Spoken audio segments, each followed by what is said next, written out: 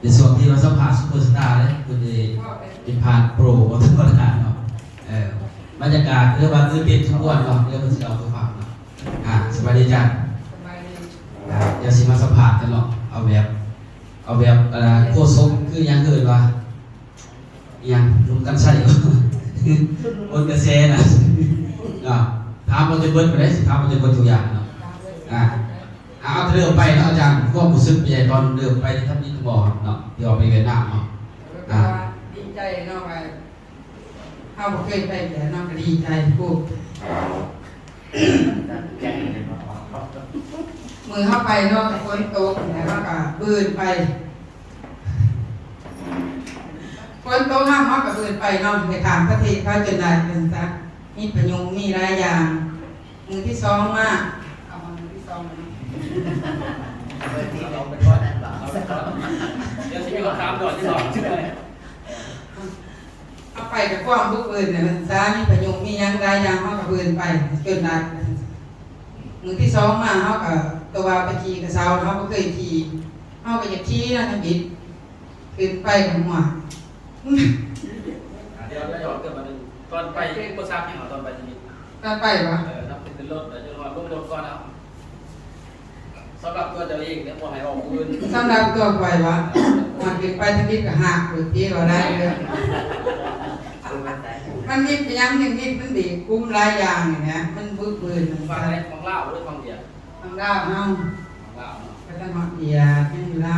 เซ็ตอยู่เล่าเนาะเสียแต่อยู่เล่าแล้วมาเบียร์นะความภาษาเป็นยังเขาจะไปอะไรมันมาอะไรแล้วกับปืนไปเป็นไรพี่น้องธุรกิจคือกันเนี่ยเฮาเฮ็ดอะไรเฮาก็บึ้งจนได้กันซะความฝึกฝนเฮาต้องพยายามให้มันได้เฮาก็ไปแต่คนนี้ความพยายามเนาะถ้ามันจะฟื้นจนได้เป็นซะการเกี่ยวกับบอกเนาะจำพร้อมได้ทุกอย่างความโลดทุกอย่างไงบอกชัดเลยทุกอย่างไม่หักนะทุกอย่างทำไมทุกอย่างใส่หักที่ว่าเบิดไป2 ธงพระท่านได้ถามลานั่นคือไป3 ธง4 ธงทุกอย่างอยากขึ้นสูงโอเคเดี๋ยวหลังจากผ่านไปแล้วเนาะวันนี้ที่พักไปใหญ่ที่พักเมื่อวานเป็นบรรยากาศจากเล่าไปทางไปใหญ่โอ้ที่ภาคก็ได้ยินนะความรับตอนก็ยังดีเป็นซะดีรู้ลาอลังการของงามความสำของนอกของกันเดี๋ยวถึงของน้ำเจ้าของความรู้ลาเป็นซะแต่ว่าภูมิใจตัวของนอกก็เกิดดีโน้ตเซ็นเซอร์วะเนาะแน่ของหมวกแบบนี้คือว่าในไปเมืองที่ว่าจากอุปสรรคของตนไปเห็นที่เดียวก็ในชุดนั้นก็แตกต่างที่ไหน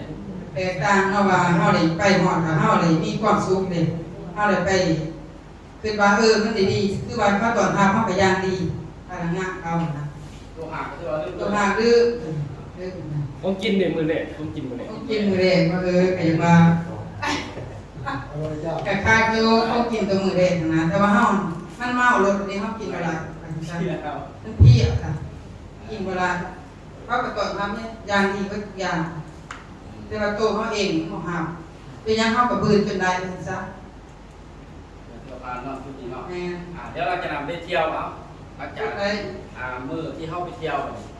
ไปเจอความรู้สึกหลังจากมือที่2อ่ะมือที่2มือที่เที่ยวเลยมือที่2เราไปเที่ยวใส่เอาคือว่านี่เขาดิมันอยู่ภาษาดีเป็นคือในอันนี้พวกอย่าที่จืดไม่ใช่สอนไปเลยตอนเขาจัดการในการเขาหรอกไปเขาระเบียบแล้วคือวันหนาวเพ่งตึกโอ้มหาการเท่เจ้าหน้าที่หรอแม่ตัว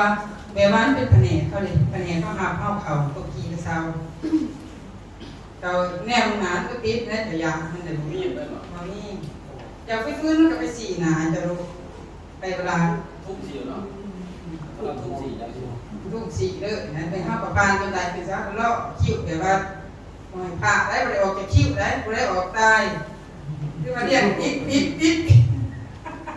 คือว่าเอาแบบพิธีเนาะแม่จะยับไปไหลด้วยจับบาด้วยอะไรมาสักถอดจากคิ้วไปนู่นไปตอนหลังหนึ่งเวลาแล้วตกหลอกตกหลอก ประเด็นตอนขึ้นไปใจอ่ะหลังจากที่ว่าต่อคิวเราขึ้นไป ตั้งเป็นท่านบิ๊กกับวัสมวนเลยเนาะไปหอมนกจักหวายแล้วมันก็ขึ้นไปโอ้สิมาตายเนาะมันบ่ปากคือเป็นใจครับกะยา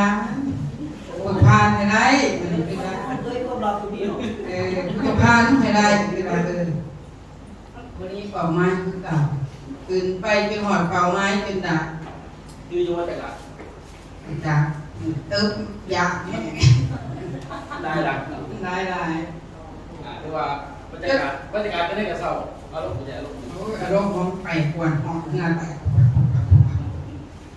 เคยเห็นเนาะ ก็เคยพอ เคยผมก็บอกเนาะ ก็ต้องไปพอตาม แต่ว่าห้องแตกต่างระหว่างลูกกับลูก แต่การนะน้องอยู่เถิงไปน้ำที่พยงแล้วไปโมเมนต์ เมื่ เย็ อน ว่าดินเพื่อดินกับดินอยู่ในดินนะ เอาอยู่ในดินนะก็ตายอยู่แล้วเป็นว่าขึ้นไปคือโอ้ยจะได้ดีตายอยู่เนี่ย แต่ว่ากับพานเนาะเป็น เนี่ยอะไรก็ตายอยู่ดีนั่นจะตายขึ้นไปญี่ปุ่นไปหมดแล้วหลังจากไปหอดอารมณ์ในสอบนี่กับเศร้าวิจารณ์ไปรอแล้วก็พี่จะได้อาหารอาหาร หาเขาเห็นขาดดูหลา นักศาสตร์เนาะ เนี่ยอันสร้างมาเสร็จไปละห้างปล่อยนะกว่ามือปืนเย็บ ต่อคิวต่อ ผู้ คิว ใดเย็บออกให้ตายมันสิหอนเขาเลย ต่อคิวเนาะ ต่อคิวเลยคือว่าจะห้างออกมันต้องหลอกหลดไปห้างแล้วสิเนี่ยมันฝืนไปได้ตัวอันยักไปใกล้ จะ แล้ว ได้เห็นอาหารเขาจะเงืองเอาปลาหมึกจะเงืองจักยางจักยาง งานปวดหัวก็เป็นโรค คือว่านักศาสตร์จะให้กันกินเนาะ อยากให้คือว่าห้องมันกินมาหลายสิ่งได้ ตัวอาหารยาวแต่ละตัว โอ้ ซุปเปอร์แคลซิ อยากด่ากลัว ตัวอะไร กลั เนาะ วว่า คือว่า แต่ว่าโรงแรมใหญ่อยู่แต่ ซ้ำเทวดาเนาะอยากแข่งกันกิน พยานว่าผมไปได้ทางทางเขามา อาหารครบสิ้นเนาะ ก็ว่าอย่าว่าคุณเนี่ย จนผู้เช่าผู้จักอาหารผู้จักเลยเนาะ จักสิตาไม่ว่าจะกินได้ยางแต่มันกินเวลานี่ครบครับก็เต็มตาว่าครบไปสันซะเนี่ยไปเห็นเขาก็ได้เห็นเขาก็เป็นบทเรียนว่ากันเพราะว่าเขาได้ไปถึงเป้าหมายเนาะความพยายามของเขาต้องสำเร็จธุรกิจการเขาต้องเห็นมันสำเร็จ เป้าหมายเนาะ แม่นี่เป้าหมายเขาต้องไปให้ถึง ต้องปอกเป็นจุดเนาะ แม่ คืออารมณ์ของคนว่าจะยังฝากทำทีมงานบ่ครับ มีแนวถามว่าก็จะให้ทีมงานมีความพยายามเนาะต้องไปให้ได้มันงงถือว่าเป็นบทเรียนของเฮาล่ะไป แม่ความลำบากก็อยู่ในหันความสุขก็อยู่ในหันไปซะมันต้องมีความลำบากแล้วก็ความสุขแม่ไปสุขโลดเมื่อไหร่ไหนแกมาสิด้วยแหละเฮาบ่ได้ด้วยดอกเฮาบ่เฮ็ดเฮาต้องมีความบ้านแหละความทุกข์ความหยังเพิ่นยังได้สุขจำนี่แหละเนาะขอขอบใจทุกท่าน นี่อารมณ์ของคนว่าซะอารมณ์ของคนเนาะคือว่าได้เห็นบรรยากาศว่าซะเนาะบรรยากาศได้ตอนถ่ายสรุปกันอีกทีนึงเนาะคนที่2เนาะเชิญท่านอาจารย์ยอดชาติเนาะมาเล่าสู่ฟังในประสบการณ์ที่พบกับที่เวียดนามเนาะเห็นแท้บ่เวียดนามหรือว่าเตรียมกายเนาะฮัลโหลสวัสดีนะทุกคนเสียเราหย่อได้หนึ่งเนาะการไปเที่ยวเวียดนามปีนี้ จะได้เสื้อใหญ่ ว่ามาแต่เวียดนามมันตัวใหญ่กว่าเก่าเลยมีประสบการณ์เนาะ ได้ดูนิดไม่ไปปั๊บเสียงเลย แล้วจะเล่าแต่มือเริ่มต้นออกจากบริษัทไปเนาะวันที่11ตอนแรกเขาก็ได้เข้ามาเนาะเข้ามาบริษัทเนี่ยมันนอกหารถเด็กกองหนักกันคือจานร่วมว่า4 โมงเนาะประมาณ5 โมงยังทำก็ได้ออกไปหันมี10 ทานเนาะรวมกันทั้งเมย์ของน้องเอนำรวมคนหนึ่ง10 ทานออกไปประมาณ4 โมงไปก็ครับไปนอนไปกินข้าวทะเบียนนอยอยู่สารวัตรผลตกเลยนะตกเลยแล้วหรือว่าแพงผลไปแล้ว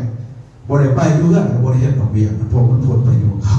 ก็เลยขึ้นตัวนี้อีกไปครับไปกินข้าวเพศอยู่สารวัตรออกจากสารวัตรผลได้ไปทางสารวัตรรายการโอ้ยอีสันเข้าไปผม แต่ว่าต้องเคยไปจะเตือนนะ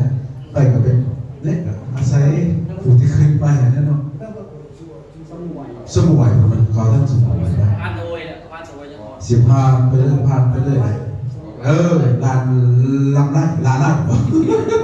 ป้าลาไร่จ้ะ ที่อาจารย์ที่ว่าร้าน ไอ้เขามองหน้ามองให้กับพ้นโต๊ะเลยนะเนี่ยพ้นป่าคือถ้าใส่เด็กถ้าวันนี้ก็ลงแกสั่งแกทานี้กันแกจะว่าจะลอยขั้นรถกันต้นนั้นร้ายแกแต่ล่างเขาไปเวียดนามเขาไปน้องกันพวกอย่างยาต้นป่าร้ายส่วนนะบนกระโต๊ะเองไปห้องก็เขาประเทศเวียดนามพาผู้ไปแกสิวันเท่าไรเขาคนก็เคยไปซ้ำเนื้อเนาะเคยว่าผู้มันเองเจอหันแหงตลาดไปถามซูเปอร์รถเขาว่า900 เมตรกิโลเมตร90กว่ากิโลเมตรนะ90กว่ากิโลเมตรร่วงเบิดดอกไปหอดพาผู้ขึ้นปุ๊บท่ากันบ่ให้ว่าแต่ว่าดีบ้านเขาหนทางเด้อทักก็บ้านเฮาบ่แม่นว่าเขาเห็นเขาเอาใจใส่บุรวันรักษากันเลยไปเบิ่งไปบ้านนอกบ้านหน้าหั่นบ้านประชาชนนั่นก็บ้านนอกครับบ่ทันไปเลิกแต่ว่าทางนี่มาก่อนแหละแต่โน่นทางเขานี่คือว่ามาเป็นลำดับแจกบ่ยังนะไปกินข้าวประมาณ2-3 โมงกินกาแฟอยู่กินกาแฟเขาไปหาเอาไก่นี่คือไก่น้ำเที่ยวนะ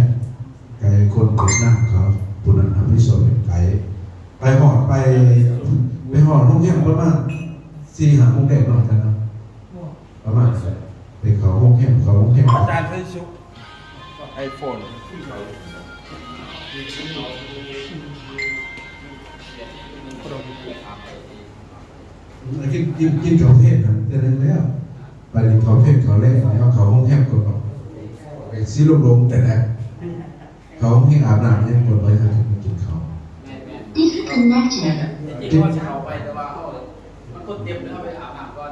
แม่แหล่คนเตรียมบริไปอาบน้ำเต็มตัวเลยไปกินเขามาหากันคือคนไทยต้องเฟซนะฮะเป็นอาหารแขกจุดนะกับอาหารแบบ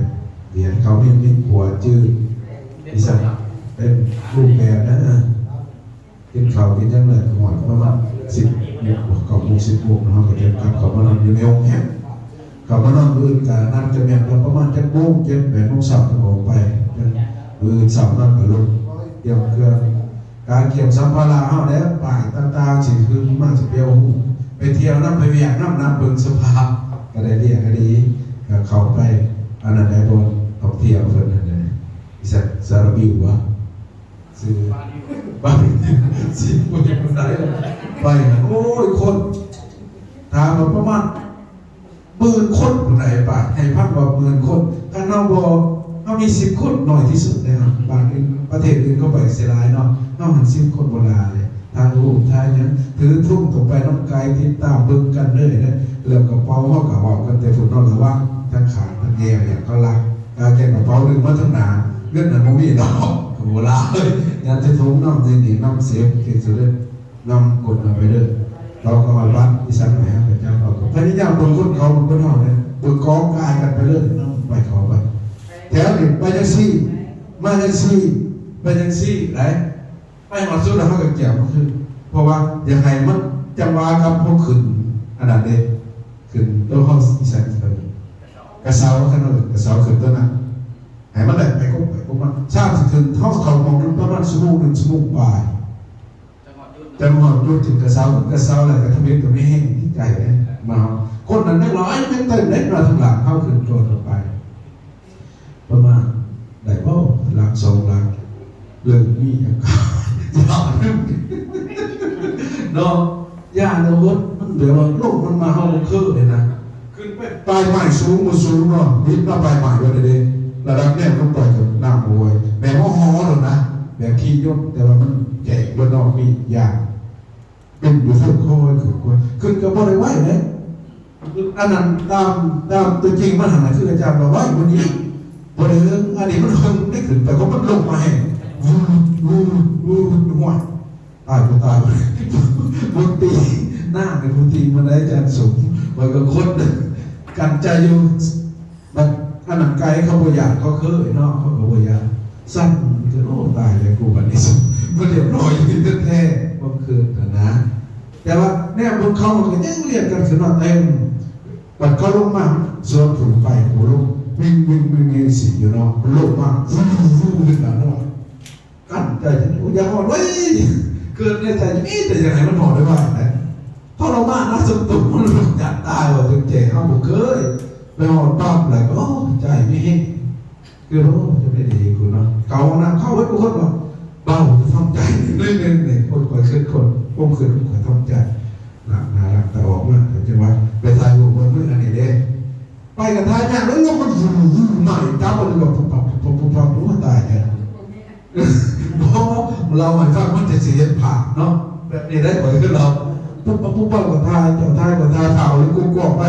ถ่ายแต่มาพ้นจะเย่เลยแล้วว่าท่านลงเสริมฝนลงมาท่านลงเนาะพี่เจนงก่อนครับเดินไปพอทายแหลกรถก็ลงไปฝนสิถ้าเราเดินก็ลงไปให้เขาสิ่งที่กับขี้กับเสาอีกแล้วไปมองกินข่าว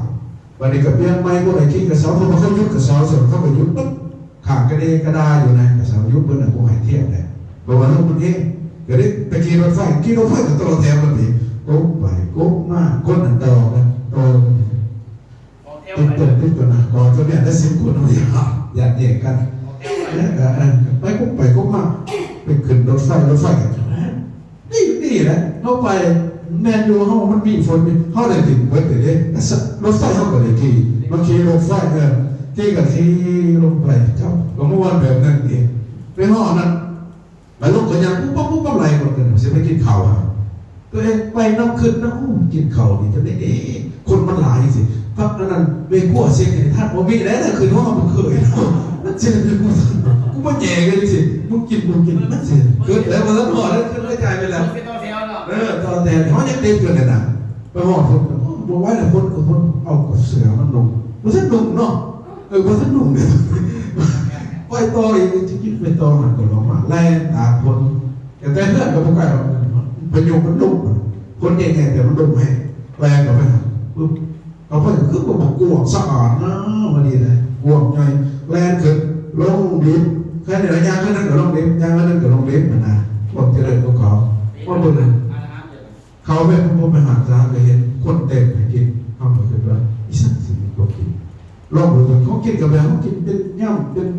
ทอดเป็นครบตัวนะอาหารเขาไปเอามากินอิ่มเลยอิ่มกว่าอิ่มวันไหนตอนนี้ย่างไปบางทีมันอยู่ใส่หมดเขาเห็นนั่งไปเอาวิดีโอถ่ายนี่หอดดูใจนะไม่เกี่ยวนี่เปิดคนเต็มดูกินนะแปลว่าคนกินยังไม่พวกเขาเองนะเบิ่งไงว่าฟันไก่แบบไปถ่ายเอาว่าฟันไก่แต่ไก่ผมจำมันฟันเป็นโจทย์เป็นโซนให้โซนนั้นโซนให้คนนั้นนะถ้าเห็นหน้าที่สักเห็นระบบเขาละเอียดหรอกมาในผู้เสริมมิได้เสริมผู้ไปเก็บถ้วยปั๊บเอาคืนเขาอยากเรากินลงไปเขาเสียหายก็บอกเลยเสียเปลี่ยนบุกกอบนั่นไก่เสื้อเอามันหลายเลยโอ้ยเสร็จแล้วก็บายเนี่ยเขาก็ถอดเก็บหยุ่งอย่างเงี้ยเราไปรอคนนี้ของวานของสุกของข้าวคนกินกันแล้วท่านก้าวมาถ่ายรูปแล้วก็ออกมาว่าสีเมื่อเอาไว้เนี่ยถึงอีกค่ากับต้องคนมันหลายใส่เสียกันฝากันทนถ่ายรูปถ่ายนั่งแหลกด้วยเองนั่งแหลกผ่านมันต่อคิวลงนะตัวคิดลงมาแต่ยากเดี๋ยวก็แล้วก็ขึ้นมามันก็ทรมานอยู่เลยตัวซ่อนจืดห่อระบบก็นี้ได้เดือดหน้ามาเบิ่งเลยพักเดินก็เห็นก่อนตัวบ่นั่นคนเดือดหน้าคือกันช่วยโอกาสก็สังเกตดูดิสิวันนี้คนหนาเนี่ยนำบุญให้คนแล้วนี่เขามาทันหนาวเขาเป็นมันมี3 เที่ยวมันเห็นยาวมันเห็นยาวดึงผมปั๊บโม่แบบนี้ไปเลยไปดูทุกถ่ายโม่แบบนี้มันเด็ดขาดอะไรไหนเขาก็ได้มาโอ้แบบนี้เนาะว่าเขาสะโพกมันมีระเบียบยังก็ต้องมาสิฝรั่งญี่ปุ่นอินเดียเนี่ยเวียดนามเต็มโจเจเนาะนี่มันเขามีแต่10 คนเนาะเนี่ยโกกันเลยเขามองหน้าดิถ้าเจ้าเขาไปเจ้าบุพาไกด์ดิเจ้าเสด็จเลือกไปเพราะฉะนั้นแน่นอนตรงนี้ไปผ่านไกด์บอกกันไกด์ก็สิเขาใจแล้วเขาไปบอกกันคนข่อย10 คนไปหาไกด์มันผ่านแบบบอกว่าอย่ามาเขาคืนน่าจะการเอาไปเลยบนสำรวจฉลาดไปเลยนี่แล้วเขาสมจักรเดี๋ยวนี้เขาต้องผ่านไกด์ไปตรงไกด์เป็นแปลไปเข้าไปเขาจะเห็นว่าตรงทางเขาก่อนอย่างสั่นมันจังสีเลยตอนนี้คือมันตรงเอไปหาไก่มันมีไก่ไปบอกก็คอยเนี่ยมันเคยเห็นแล้วว่าเราสิเขามาคือไก่โอ้เหมือนว่าที่ไก่มันกับ บอกภาษาเขาเนาะกับผู้รักท่ามเขาเนาะเพราะว่าภาษาน้องเอกเขาจะโอ้โหว่าใครเพราะว่าไกด์นี่สำคัญที่สุดการไปน้องแบบนี้ไปร่วมกันบอกขอชุดยัน4 คนบางคนลงไปไกด์มันเกิดบอกให้คนนี้ยุดอยู่เขาไปยุดเขาจะยืดถามมันเสียถึงไหนต่อนี่เพราะว่ามันกับความอ้าวของแรงมันไม่เขาคนที่เท่าเดี๋ยวนี้คนเท่าเองเขาบอกภาษาเขานั้นคนไกลคนภาษาเนี่ยเข้ากับเขาโลดขึ้นลงหันโอ้ยทักทีว่าลงทักทีง่ายลงมองว่ามันจะดีแล้วไงลงมวนนะอย่าคิดอีกวันนี้เขาอยากตอนขึ้นนะมันลงเลยแต่ว่าปกติไหว้โพนี่คือว่ามันหอไหว้โพนอกจากว่าการกินกับเสือนั่นมันเหมือนกันลงมากกับยกเลยกันต้องทายหูใต้ห้องเลยครับเมื่อพวกแห้งกับว่าท่านในเมื่อเขาแห้งเราก็ยังไปลองทอไปบาดอีสันบาดบุระเขาบาดบุมรดกเป็นมรดกบวกแน่เขาขายเครื่องฝากเครื่องอีสันแบบเสือพา วัดโคมไฟ แม่มีครบหมดอยู่นะฮะรอเฮือนมันหลายร้อยปีเลยก็คือไปเฮือนญี่ปุ่นนอกจากตัวนี้ก็ครับเป็นเฮือนมาเฮือนแต่สมัยญี่ปุ่น3-400 ปีเขาไปเป็นหลอกล่อเขาแบบเป็นดูจิ้งดูยังเรียนแบบเพื่อนเก่าๆเนี่ยยังเขาหักษาโบราณเนี่ยอยู่ในหันล่อยาจะประมาณ1 ชั่วโมงบ่ายอย่านั่งกับผ้ากันมากินเขาเล่กินเขากันโอ้ยได้โอ้ยมันปวดหยาเมื่อยลายเลยกินเขากันแล้วตอนนั้นกับวงแงมเขานอกลำโพงยืนสั่งว่ามาจะไปต่ออีกว่าลองมาเลยเขาห้ามเขายังเลยแต่ซื้อเครื่องปลาเครื่องยัง สะพานก่อนเนาะ สะพานมังกรแต่ก็มาถ่ายรูปสะพานมังกรทะเลเบิ่งครัวคาอีสานเขาอะไรอย่างเงี้ยก็ว่าที่แรกจะว่าไทยเปิดก็ว่าท่านไปวันนึงนะเปิดแต่บอกไปเขาเป็นคนมีขาดไม่ได้อะไรขาดเราเป็นรถบัวมึงอีกเนาะว่าจะเลิกตึกมีสูงที่กันทะเลบอลหินบอลยังวะมวนงามนะมีทางอาจารย์ก็ถ่ายรูป ที่ว่านักบุญไปเป็นบรรยากาศ